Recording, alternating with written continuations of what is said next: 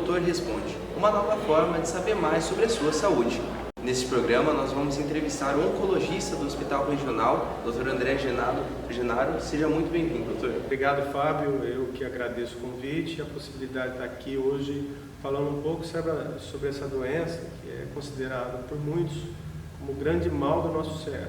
O câncer, ele desde 2003 assumiu a principal causa de óbito por doença. A estimativa da Organização Mundial da Saúde para 2030 serão mais de 27 milhões de pessoas portadoras da doença, em torno de 17 milhões de óbitos anuais. Então, para a gente começar, doutor, para fazer uma introdução, conta para a gente o que é o câncer. Bem, o câncer ela é um sinônimo de neoplasia maligna, ou tumores malignos. O que significa isso?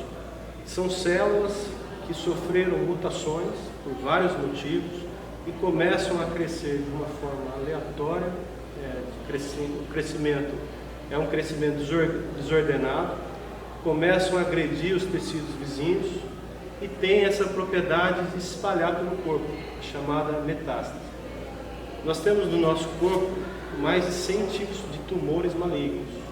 Cada um responde de uma forma diferente, com graus de agressividade, fatores de risco. Depois dessa introdução do Dr. André sobre o que é o câncer, a gente vai para as perguntas que vocês enviaram.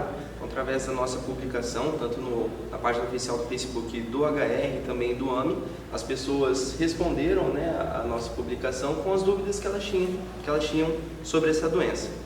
Para começar, a gente vai fazer a pergunta que a Anísia Souza enviou. Ela perguntou, doutor, se o câncer de pulmão é tratável. Eu acho que a gente pode falar do câncer de pulmão e também dos outros, eles têm tratamento, câncer? Sim, Anísia, o câncer, de uma forma geral, tem tratamento e cura, principalmente quando diagnosticado numa fase bem inicial. Então, a gente tem uma perspectiva de cura do câncer de pulmão. Em fases iniciais, muito iniciais, ela pode superar os 70%. O principal tratamento do câncer de pulmão é a cirurgia. Numa fase mais localmente avançada, o principal modelo de tratamento, a gente utiliza a quimioterapia e a radioterapia muitas vezes associada. O importante é enfatizar que o câncer de pulmão está ligado a 90% com o cigarro, e quem fuma tem mais de 10 vezes a chance de ter câncer de pulmão do que quem, obviamente, não fuma. A Dani Barbosa está perguntando, o câncer pode ser um caroço que inflama na mama, ela já perguntando sobre o câncer de mama, ou ele é indolor e silencioso, nesses casos de câncer de mama? Ele pode ser indolor, assintomático, principalmente quando ele é menos de 1 centímetro, ou através de microcalcificações agrupadas que o paciente não sente nódulo. Então, geralmente essas lesões são assintomáticas, você não vai sentir, quando as lesões são bem iniciais. O importante a gente destacar aqui é o exame de mamografia, que tem um papel fundamental para essas lesões que são assintomáticas ou muito pequenas. A mamografia é um exame, um raio-x das mamas. Os estudos mostram que ela conseguiu diminuir em 40% mais ou menos a mortalidade do câncer de mama, porque ela consegue identificar as lesões precocemente. Então, mulheres acima de 40 anos devem iniciar os exames de rotina, principalmente a mamografia, para detectar lesões exatamente como essas, imperceptíveis ou assintomáticas. Dando continuidade, falando já sobre o câncer de mama, tivemos muitas perguntas sobre o câncer de mama, o pessoal está com bastante curiosidade a respeito disso, bastante dúvida. A Joana Silva está perguntando, doutor, se o nódulo grau 3 nas mamas é curável. Bem, Joana, quando a pergunta grau 3 é curável, existe uma situação de graus aí, talvez uma dúvida. O grau é o grau histológico, o subtipo histológico, ou é o nível ou o estadiamento 3 da doença. O estágio 3 da mama é uma doença localmente avançada. Geralmente são tumores maiores, muitas vezes com infiltração da axila, com os gânglios da axila, e eles são curáveis sim. Obviamente, quando a doença é localmente avançada, a chance de cura ela tende a reduzir, mas existe sim uma possibilidade de cura. E o tratamento, ele é a base: cirurgia, quimioterapia, radioterapia, bloqueio hormonal. Então, quando se existe uma doença mais localmente avançada, a gente expande o tratamento para tentar, primeiro, obviamente, a cura da doença. Pensando no grau 3, é o tipo histológico, é um grau um pouco mais agressivo, né? Esse tipo de grau, ele aparece muitas vezes em mulheres mais jovens e ele vem como um tumor mais agressivo. Mas se ele é diagnosticado numa fase inicial, ele também tem chance de cura como qualquer outro tipo de câncer. E a gente volta àquela orientação de sempre estar se prevenindo, sempre estar aproveitando esses mutirões para estar fazendo o exame e descartar ou descobrir qualquer possibilidade de ter essa doença, né? Exato. Já aproveitando, o senhor falou da quimioterapia, da radioterapia, no tratamento, aproveitar para a gente já fazer a pergunta da Simone Coelho, que perguntou se após a retirada do câncer de mama é necessário fazer quimioterapia ou é só a radioterapia, ou os dois? Bem, Simone, depende de alguns aspectos, né? Depende do tamanho do tumor, depende do grau, idade, depende do status linfonodal, se tem gânglio comprometido na axila ou não. Então são vários aspectos que um oncologista analisa para avaliar se o paciente tem ou não indicação da quimioterapia. E essa quimioterapia ela pode ser antes da cirurgia, chamada neoadjuvância. Então, tumores localmente avançados, estágio 3 da doença, muitas vezes a gente lança a mão da neoadjuvância, quimioterapia antes da cirurgia, para reduzir a doença e poder realizar a cirurgia com uma margem adequada. Ou a quimioterapia pode ser feita depois da cirurgia e depende de todos esses fatores que eu disse. Tumores maiores, linfonodos comprometidos, grau 3 ou indiferenciado, então muitas vezes tem indicação de complementar o tratamento com quimioterapia adjuvante, para evitar, obviamente, que essa doença se espalhe ou ela volte. A radioterapia também tem a sua função de tratamento no câncer de mama. Lembrando-se que o principal tratamento do câncer de mama é a cirurgia.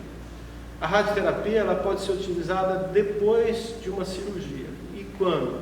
Por exemplo, quando se conserva a mama.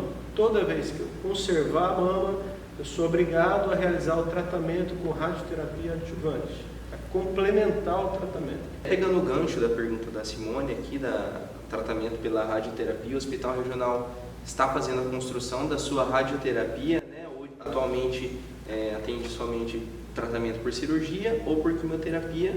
O Hospital Regional é o hospital que mais trata câncer da nossa região e por isso ele foi contemplado com serviço de radioterapia pelo Ministério da Saúde. Nós já recebemos aí esse presente, né? Está sendo construído o nosso serviço de radioterapia. O aparelho, que é um acelerador linear, um dos mais modernos que existe, então, já foi aí adquirido, está nos Estados Unidos. E assim, quando acabar a obra da radioterapia, esse aparelho é montado aqui no serviço de radioterapia para iniciar o tratamento de radioterapia. E aí sim o hospital vai se tornar completo: cirurgia, quimioterapia e radioterapia. Dando sequência, vamos para a pergunta da Cláudia Trevisan. Não sei se ela que teve a doença, ela que é paciente, ou se ela está perguntando por outra pessoa, mas ela falou que é um paciente com 55 anos que nunca teve filhos.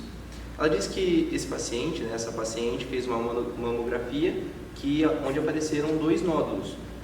Fez-se a punção e vem indefinida e o especialista sugeriu a retirada para biópsia. Não foi definido. Também é um caso preocupante, doutor? Pode haver caso, no caso, né, uma neoplasia indeterminada a ser definida aí com o tempo? Cláudia, bem, isso é importante sempre discutir com o médico que você está acompanhando com ele. Ele vai, obviamente, explicar esses detalhes quando uma biópsia vem indeterminada. Isso depende muito da classificação das lesões, por exemplo, no ultrassom ou na mamografia. A gente chama BIRADS, é a classificação que analisa os riscos das lesões. Por exemplo, um BIRADS 4 são lesões que já têm um certo risco de desenvolvimento de câncer e elas precisam ser biopsiadas. Então, isso que é importante, discutir com o seu médico. Se caso, por exemplo, é um paciente que tem uma lesão com certo risco pelos exames de imagem e a biópsia inicial veio inconclusiva, o importante é repetir a biópsia, sim. Existem vários métodos para isso. Uma delas é a utilização da própria mamografia, né, com a utilização de uma agulha grossa guiada com a mamografia, estereotaxia. Ou pode ser, se for a presença de um nódulo, guiado com ultrassom.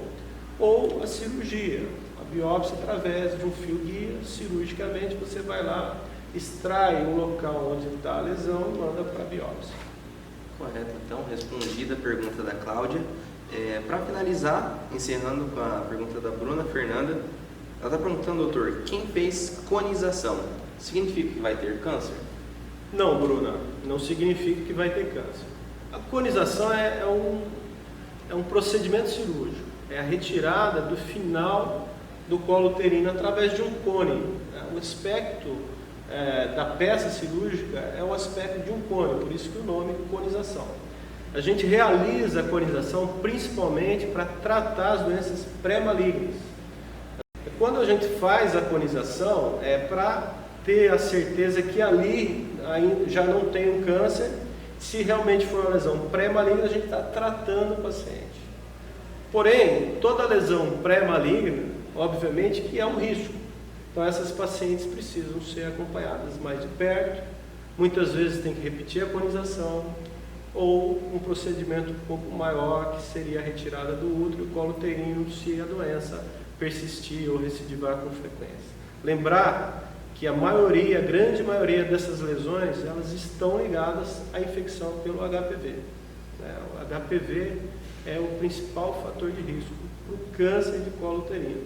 Então, mulheres que iniciam a atividade sexual, procurem seus ginecologistas e comecem a realizar o Papa Nicolau desde muito cedo. Ok, então, finalizamos as perguntas enviadas por vocês. A gente agradece a participação, teve um envolvimento muito bacana na nossa publicação. A gente agradece também ao nosso oncologista, Dr. André Genaro, que veio aqui e tirou as dúvidas aí dos nossos seguidores, dos nossos pacientes também. Eu que agradeço, parabenizo esse programa, que consegue aí levar um pouco da informação e conhecimento para a população, que isso é realmente muito importante. É isso aí, quando a gente conhece mais a nossa saúde, a gente consegue cuidar mais dela. Um forte abraço e até a próxima. Doutor Responde, uma nova forma de saber mais sobre a sua saúde.